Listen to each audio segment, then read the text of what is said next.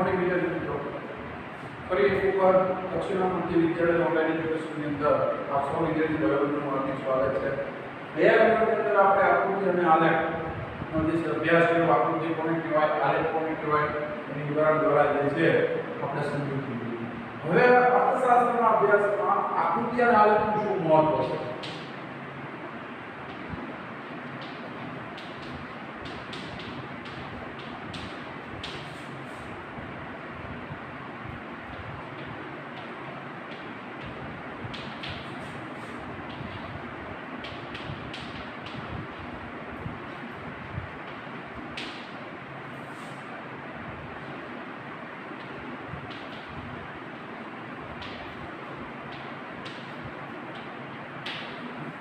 અર્થશાસ્ત્રના અભ્યાસમાં આપણે જોયું કે ભાઈ આકૃતિ અને આલેખ દ્વારા તમે જે છે અમુક અઘરી બાબતો જે હોય એને ખાસ વ્યવસ્થિત રીતે સમજી શકો છો. અમુક પોઈન્ટ આપેલા છે, 6 કે 7 પોઈન્ટ આપેલા છે કે જેના દ્વારા અર્થશાસ્ત્રના અભ્યાસમાં આકૃતિ અને આલેખનું શું મહત્વનું છે એ વસ્તુની આપણને સમજ મળે છે. ખાસ વિદ્યાર્થીઓ 3 ગુણમાં આ જે છે આ પ્રશ્નો વારંવાર પરીક્ષામાં પૂછાય છે એટલે વ્યવસ્થિત જે છે એનો અભ્યાસ કરશો.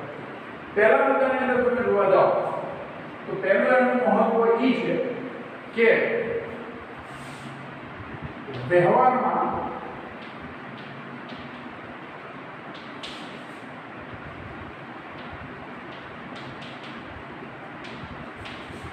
અઘરો અને જટિલ લાભ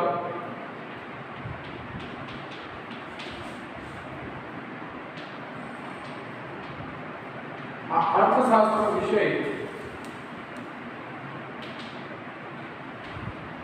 તમે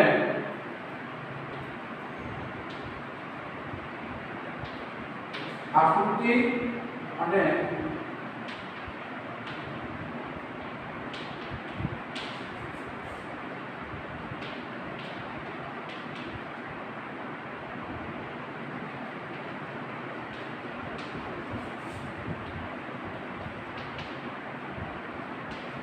અર્થશાસ્ત્ર વ્યવહારની અંદર જે છે એ ભાષા એકદમ અઘરી છે, પણ માની લો કે જો તમે એને આકૃતિ અને આલેખ દ્વારા સમજવાનો પ્રયત્ન કરો તો તમે આ વિષયની જે છે વ્યવસ્થિત રીતે સમજી શકો છો. પહેલું મહત્વનું એ થયું કે વ્યવહારમાં જે અઘરો અને જટિલ લાગતો જે વિષય છે ઇકોનોમિક્સ, બરાબર, એની લેંગ્વેજની ભાષા આ બધી વસ્તુ અઘરી છે, પણ આકૃતિ અને આલેખ દ્વારા તમે એને વ્યવસ્થિત રીતે શું કરી શકો છો, સમજી શકો છો.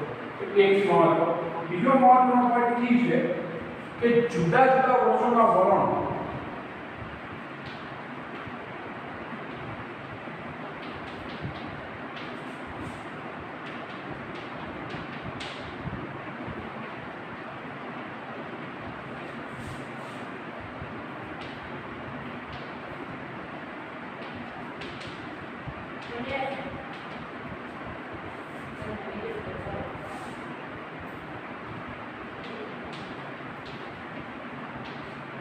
જુદા જુદા દેશોના વલણો અને આ જે છે અલગ અલગ બાબતો સમજવા માટે શું થાય છે તો કે આકૃતિ અને આલેખ જે છે આપણે ઉપયોગી થાય છે. અલગ અલગ દેશોના જે વલણો હોય અને ઘણી વખત એવું બધું હોય કે પ્રદેશ દેશ અને વલણો તો અલગ પણ એને તમે આકૃતિ અને આલેખ દ્વારા વ્યવસ્થિત સમજી શકો, એ મહત્વ.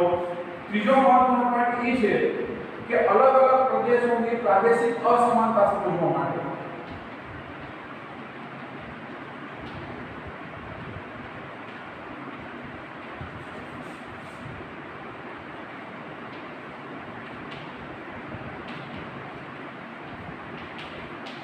અલગ અલગ પ્રદેશ રાજ્યોની જે પ્રાદેશિક અસમાનતા હોય એને તમારે સમજવા માટે શું કરવું પડે તો કે આકૃતિનો અલગ તરીકે રીતે વધારે ઉપયોગ કરવો.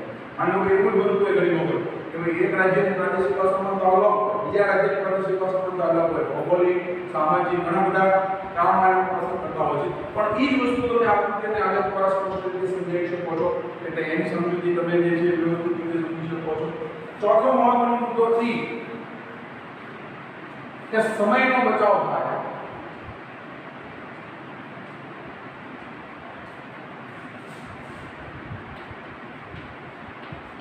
કારણ કે તમે ચિત્રો અને આલેખ દ્વારા જે છે માહિતી મેળવો છો, બરોબર છે. ચિત્રો અને આલેખ દ્વારા શું કરો છો, માહિતી સમજવાનો પ્રયત્ન કરો છો. એટલે તમારે કોઈ લાંબુ લખાણ કે કોઈ લાંબુ સમજ મેળવવાની જે છે જરૂર કરવા જેવી નથી.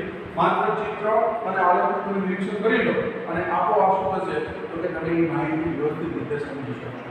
એટલા માટે પણ અર્થશાસ્ત્રની અંદર આલેખ અને આકૃતિનું મહત્વ જોવા મળે છે. એ સિવાય પાંચમા મુદ્દાની અંદર આપણે જોવા જઈએ તો એની અંદર અર્થશાસ્ત્રની અંદર જે જટિલ ટોપિક છે, અઘરા ટોપિક જેને કહી શકાય, કેવા તો કે અર્થશાસ્ત્રના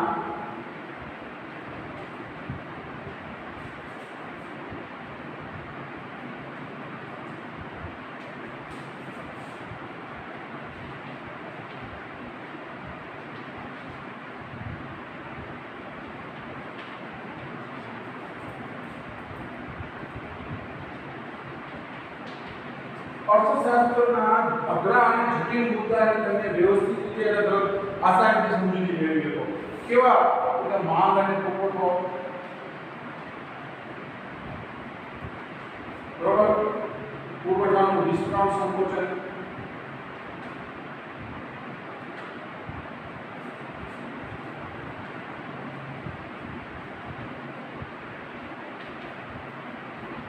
આવા અઘરા જે ટોપિક હોય એને તમે આકૃતિ અને આલેખ દ્વારા જે છે વ્યવસ્થિત રીતે સમજી મેળવી શકો છો અને એના દ્વારા તમે આખા ટોપિકને વ્યવસ્થિત રીતે સમજી શકો છો. એટલા માટે પણ જે છે અર્થશાસ્ત્રના અભ્યાસમાં આકૃતિ અને આલેખનું જે છે એ મહત્વ રહેલું છે. અને એક વસ્તુ એ વિદ્યાર્થી મિત્રો કે જ્યારે પણ તમે આકૃતિ અને આલેખ દોરતા હોય છો, બરોબર છે, એ તમારું કૌશલ્ય કહેવાય છે.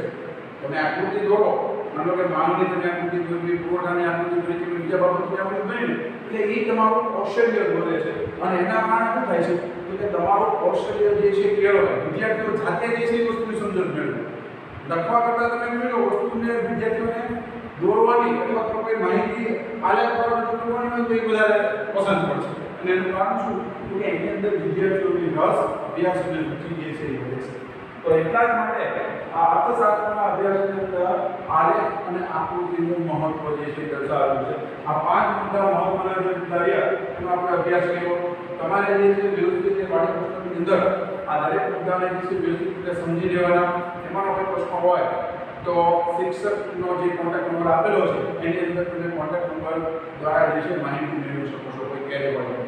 હવે પછીના આગળના વિડીયોની અંદર આપણે પાછા ફરીથી આગળ વધશું અને કદાચ એવું શક્ય બનશે તો એકાદા ટેસ્ટનું પણ આપણે આયોજન કરશું. એની માહિતી તમને વોટ્સઅપ ગ્રુપની અંદર ખાસ મળી રહેશે.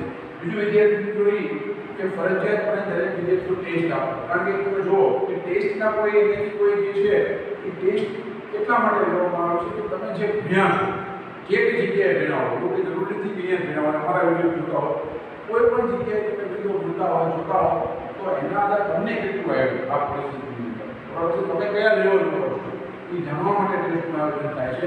અને એ જાણવા માટે તમારે આ બધી ટેસ્ટ કરવામાં આવે છે. એટલે ખાસ વિદ્યાર્થીઓને જે છે આગળ કરવામાં આવે છે કે વ્યવસ્થિત રીતે દરેક ટેસ્ટ જે છે આપો અને એના ફોટોગ્રાફ જે છે તે રીતે તમને મોકલો.